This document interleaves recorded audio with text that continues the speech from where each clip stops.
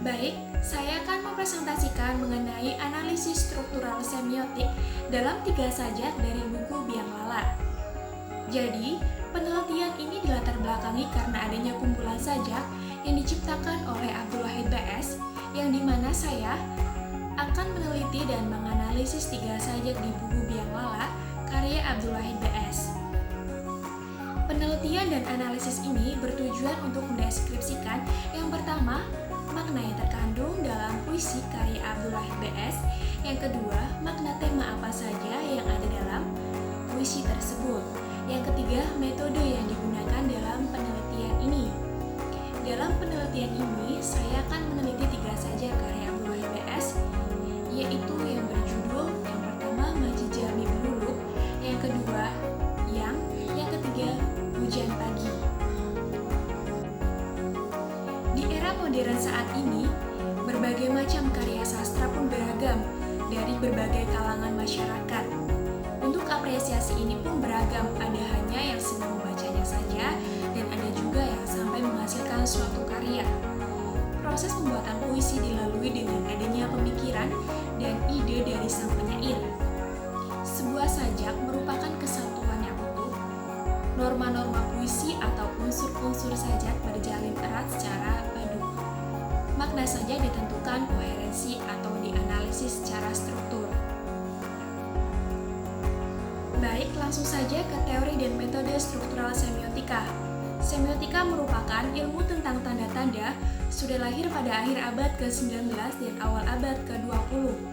Akan tetapi, ilmu ini baru berkembang mulai dari pertengahan abad ke-20. Perlu dikemukakan di sini bahwa teori dan metode semiotika tidak dapat dipisahkan dengan teori strukturalisme karena seperti dikemukakan oleh Junus bahwa semiotika itu adalah lanjutan strukturalisme.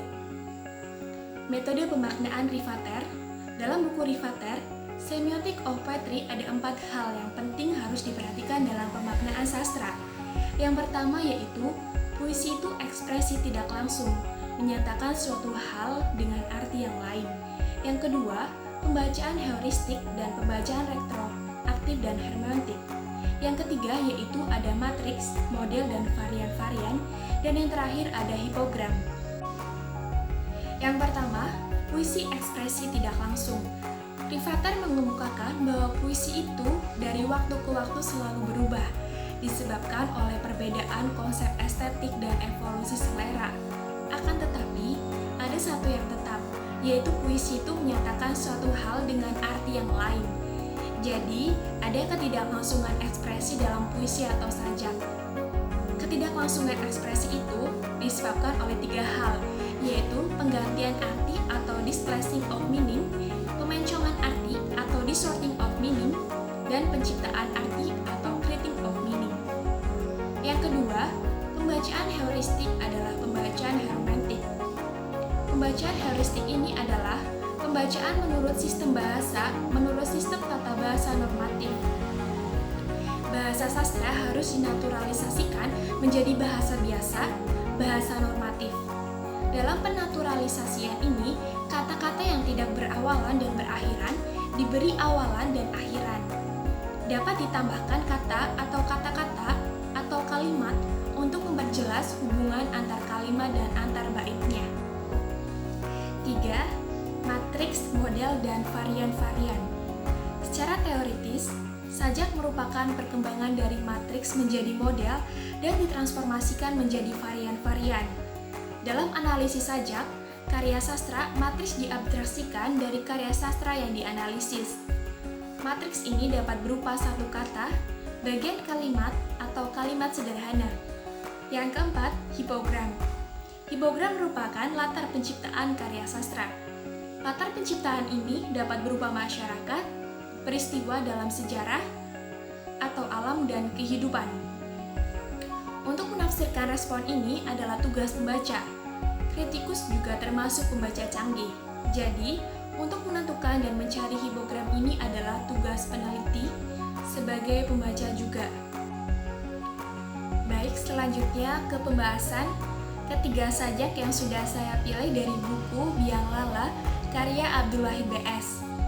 Sajak yang pertama yaitu berjudul Masjid Jami Bluluk, yaitu mendidik murid atau santri itu seperti figurasi bluluk, cengkir, kemudian baru menjadi kelapa.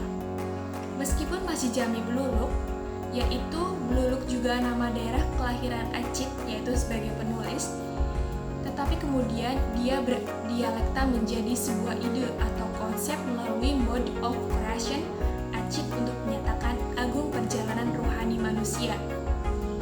Pada judul Masjid Jami Bluluk memiliki arti masjid jami adalah istilah masjid yang digunakan bersama, masjid desa dan biasanya digunakan sebagai tempat melaksanakan ibadah. Dan asal bluluk adalah buah kelapa yang masih kecil dan gagal menjadi buah. Jadi, proses berkembang untuk menjadi buah dalam bentuk bluluk. Adapun prosesnya selanjutnya adalah menjadi cengkir, lalu kelapa. Artinya, bluluk mempunyai arti identik dengan kejatuhan yang terlepas dari tangkainya, sehingga gagal menjadi cengkir dan gagal menjadi kelapa. Dan sebagaimana masjid yang dibangun lama atau berpuluh-puluh tahun, ternyata yang hadir hanya orang-orang itu saja. Ironisnya, ia berada di wilayah yang mayoritas pemeluk agama Islam, tetapi masyarakatnya enggan untuk mendirikan sholat dan berjamaah di masjid. Jadi untuk sajak yang pertama mempunyai tema religius atau mengenai tentang keagamaan. Jadi sang penulis menceritakan sebuah bangunan masjid yang bernama Masjid Jami Bluluk, di mana masjid tersebut sedikit para jamaahnya dan sebagaimana yang hadir kebanyakan hanya orang tua saja. Dan untuk anak muda justru lebih jarang yang hadir berjamaah di masjid, karena orang tua atau orang yang sudah sepuh dianggap sudah dekat dengan ajalnya atau dengan kematiannya. Selanjutnya, sajak yang kedua yang berjudul Yang, yaitu menceritakan seseorang yang telah jatuh cinta, namun tidak mudah untuk menghilangkan ataupun berpaling dari kekasih. Sehingga pada akhirnya kembali kepada titik awal karena tidak ada jatuh hati yang baik selain mencurahkan kepada Sang Maha Kuasa dan Penciptanya. Sajak kedua mempunyai tema tentang cinta, di mana sang penulis sedang merindukan kekasih yang disukainya. Namun, sang penulis hanya bisa mencurahkan isi hatinya kepada Sang Maha Kuasa. Selanjutnya, sajak yang ketiga berjudul Hujan Pagi, yaitu mempunyai makna tentang perasaan penulis saat terjadi hujan di pagi hari. Perasaan yang timbul itu muncul perasaan yang sangat hangat dan resah. Perasaan itu muncul karena pada saat hujan turun, sang penulis menjadi susah untuk bertemu kepada sang kekasihnya. Sajak ketiga mempunyai tema tentang alam. Hal ini dikarenakan penulis banyak menceritakan tentang kondisi alam yang sedang terjadi pada saat itu.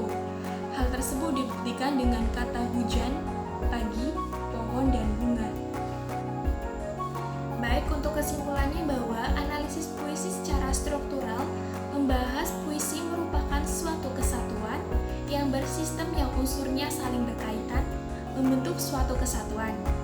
Dan analisis puisi secara semiotik adalah memburu tanda-tanda pada sebuah puisi yang memungkinkan puisi mempunyai arti. Sekian presentasi dari saya. Apabila ada kesalahan kata, baik dari perkataan dan materi saya mohon maaf yang sebesar-besarnya. Wassalamualaikum warahmatullahi wabarakatuh.